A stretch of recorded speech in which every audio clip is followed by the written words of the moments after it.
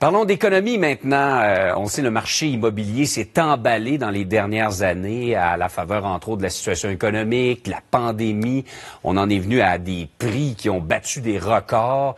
Est-ce que 2024 s'annonce une année où on va retrouver un certain équilibre dans le marché? Pierre-Olivier Vire est agent immobilier. Monsieur Vire, bonjour.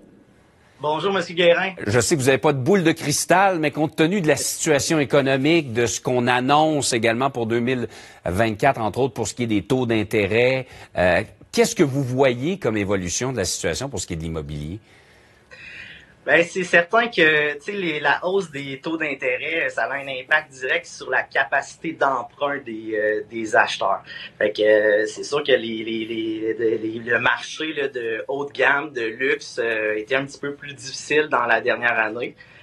Par contre, ben c'est sûr que à Québec, on vit encore des surenchères dans plusieurs situations. Fait que c'est assez surprenant le marché présentement. Ouais. Là, on dit qu'en 2024, en fait, dans les 18 prochains mois, il y a 28 des hypothèques au Québec qui vont être renouvelées. Donc, ces hypothèques-là, lorsqu'elles ont été prises, la situation économique et des taux d'intérêt étaient complètement différentes. Ça, est-ce que ça risque d'avoir un impact majeur sur le marché?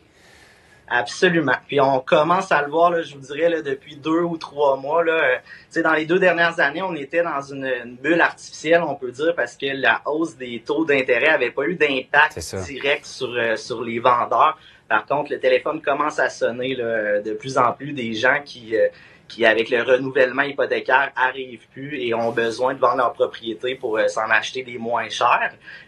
Par contre, il faut savoir que les institutions financières ont donné aide quand même les gens, essayer de trouver des solutions, essayer de pallier à la situation. Fait qu'il n'y a pas eu beaucoup de situations comme ça où les gens sont obligés de vendre, mais ça commence. On commence à le voir.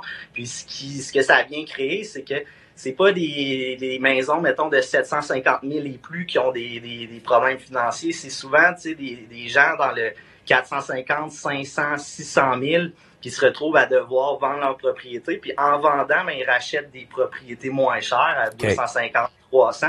Fait que ça vient créer une pression sur le marché d'entrée de gamme.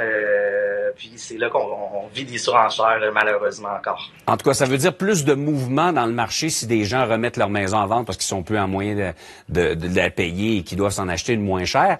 On disait dans les dernières années, si je me trompe pas, je suis pas un expert, mais que c'était davantage un marché de vendeurs que d'acheteurs.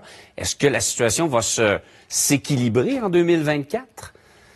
Je penserais pas. Je pense qu'on va rester dans un marché de vendeurs. Il y a vraiment un manque d'inventaires dans la région de Québec présentement. C'est la hausse des taux, on en parle beaucoup, mais ce que ça fait, c'est que monsieur, madame, tout le monde, tant qu'à vendre leur maison, pour en racheter un autre avec une nouvelle hypothèque qui va coûter encore plus cher puis ne pas en avoir plus pour leur argent, les gens restent chez eux et ne vendent pas.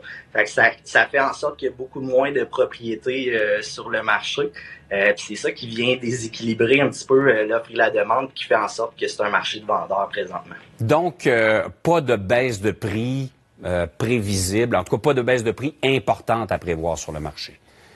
Ça devrait pas, puis même qu'en 2023, on s'attendait à ce qu'il y ait un impact au niveau des prix, puis les prix ont resté stables, ont même augmenté un petit peu dans la région de Québec.